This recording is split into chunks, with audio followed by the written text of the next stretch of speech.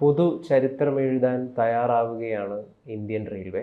ചരിത്രം എഴുതുക എന്ന് പറയുന്നത് ഇന്ത്യൻ റെയിൽവേക്ക് ഇപ്പോൾ ഒരു വളരെ ഇഷ്ടപ്പെട്ടൊരു കാര്യമാണെന്ന് തോന്നുന്നു. കാരണം പ്രത്യേകിച്ചും BJP അധികാരത്തിൽ വന്നതിന് പിന്നാലെ ഹൈഡ്രജൻ ട്രെയിനാണ് വരാൻ വേണ്ടി പോകുന്നത്. അടുത്ത മാസമാണ് അതിൻ്റെ പരീക്ഷണ ഓട്ടം എന്നാണ് നമുക്ക് മനസ്സിലാക്കാൻ വേണ്ടി സാധിക്കുന്നത്. എന്താണ് കൂടുതൽ വിശദാംശം? ശരിയാണ്. ഈ മോദി സർക്കാർ വന്നതിന് ശേഷം കഴിഞ്ഞ 10 വർഷത്തിനിടെ വലിയ വിപ്ലവകരമായ മാറ്റങ്ങളാണ് ഇന്ത്യൻ റെയിൽവേയിൽ സംഭവിച്ചുകൊണ്ടിരിക്കുന്നത്. അത് നമ്മൾ ഓരോന്നായിട്ട് എണ്ണി പറയാനായിട്ട് ഒരുപാട് കാര്യങ്ങളുണ്ട്. ഇരിക്കട്ടെ, ഇപ്പോൾ ഗൗതം പറഞ്ഞതുപോലെ നമ്മുടെ ഹൈഡ്രജൻ ട്രെയിൻ അതിൻ്റെ ഒരു പരീക്ഷണ ഓട്ടം ഡിസംബറിൽ നടക്കും എന്നാണ് നമുക്ക് കിട്ടുന്ന സൂചന. അതായത് കാർബൺ ഫ്രീ യാത്ര വാഗ്ദാനം ചെയ്തുകൊണ്ടാണ് പരിസ്ഥിതിക്ക് ഏറ്റവും യോജ്യമായ, ഏറ്റവും പരിസ്ഥിതിക്ക് അങ്ങേയറ്റം ദോഷം കുറച്ചുകൊണ്ട് ട്രെയിൻ സർവീസ് നടത്തുക. അത് ഹൈഡ്രജൻ ട്രെയിനിലൂടെ സാധിക്കും എന്നാണ്. അതിൻ്റെ എൻജിൻ ഹൈഡ്രജൻ ഉപയോഗിച്ച് ഹൈഡ്രജനെ ഇന്ധനമാക്കിക്കൊണ്ട് ആ ട്രെയിൻ ഓടിക്കാം എന്നുള്ളതാണ് അതിൻ്റെ സവിശേഷത.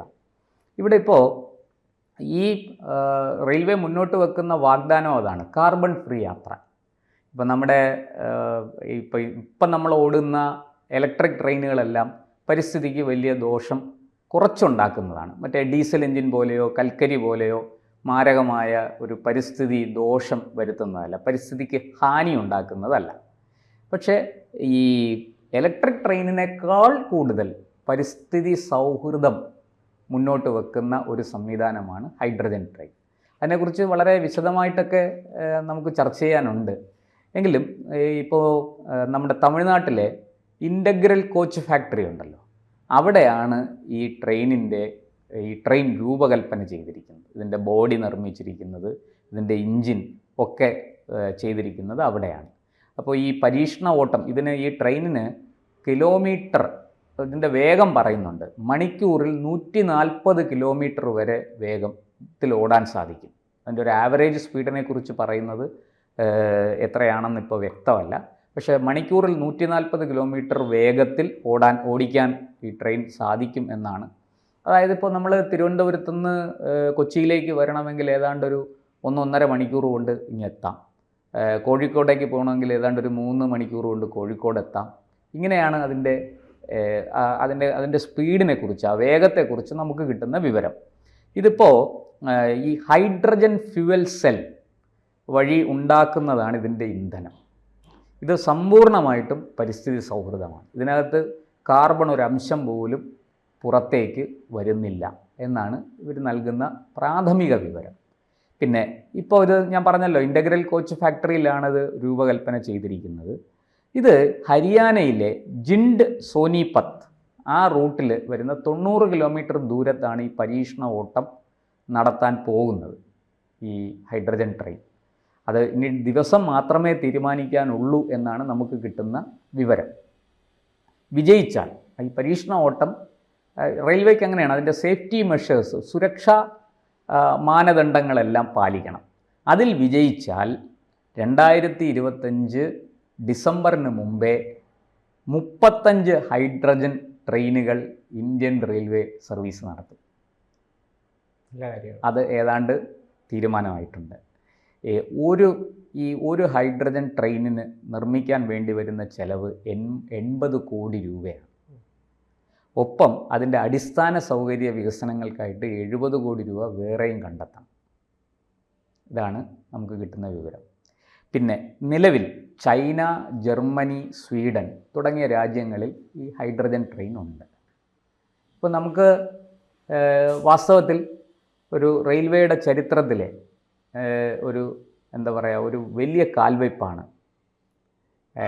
ഈ ഹൈഡ്രജൻ ട്രെയിൻ വരുന്നതോടുകൂടി സംഭവിക്കാൻ പോകുന്നത്.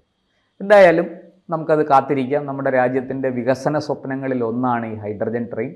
പ്രത്യേകിച്ച് നരേന്ദ്രമോദിയുടെ, BJPയുടെ ഒക്കെ ഒരു വലിയ തോതിൽ നമ്മുടെ രാജ്യത്തെ ബ്യൂറോക്രാറ്റുകളടക്കം, സാധാരണക്കാരടക്കം, ഉന്നത ഉദ്യോഗസ്ഥരും ഒക്കെ, വലിയ ബിസിനസ്സുകാരുമൊക്കെ ഈ ഹൈഡ്രജൻ ട്രെയിനിൻ്റെ വരവിനെ ആകാംക്ഷയോടെ കാത്തിരിക്കുകയാണ്, നോക്കിക്കാണുകയാണ്.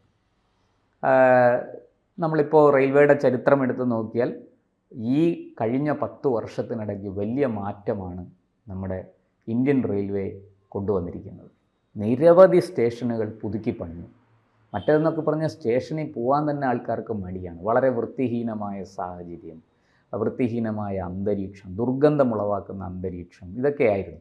അപ്പോൾ അത് വലിയ മാറ്റം വന്നിട്ടുണ്ട്. ആ വലിയ മാറ്റം വന്ന്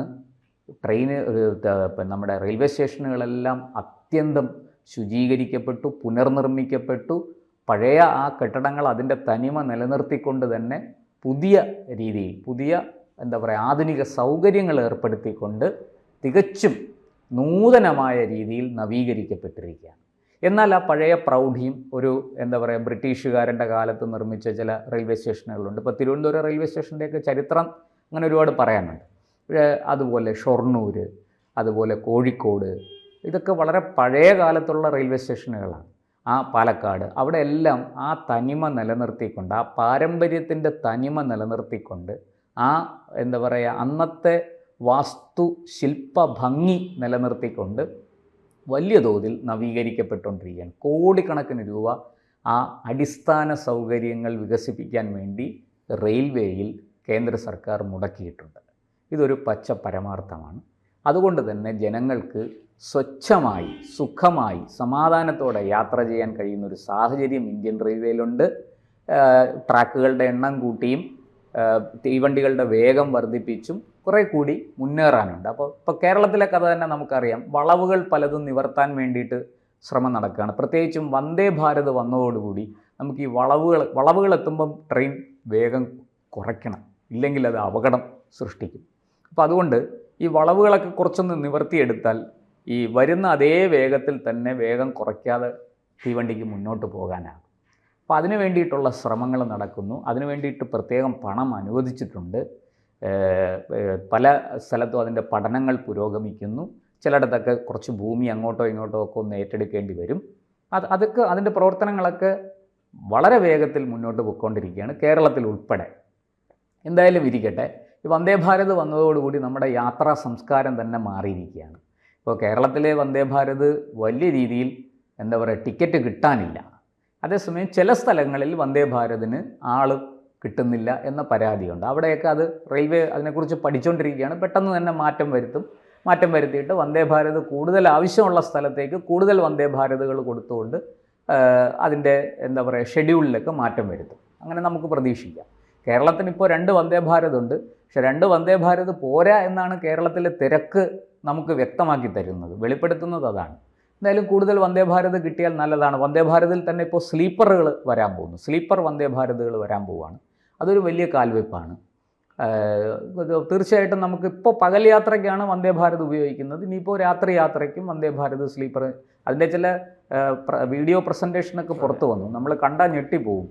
പിന്നെ കൊട്ടാര സദൃശ്യമായ സൗകര്യങ്ങളാണ് അതിനുള്ളിൽ ഏർപ്പെടുത്തിയിരിക്കുന്നത്, വിമാനത്തിനുള്ളിൽ പോലെ സൗകര്യങ്ങൾ. ഇപ്പോൾ നമ്മുടെ പല റെയിൽവേ സ്റ്റേഷനുകളിലും ചെന്നാൽ നമുക്ക് അനുഭവപ്പെടുന്നത് വിമാനത്താവളത്തിൽ ചെന്നതുപോലെയാണ്.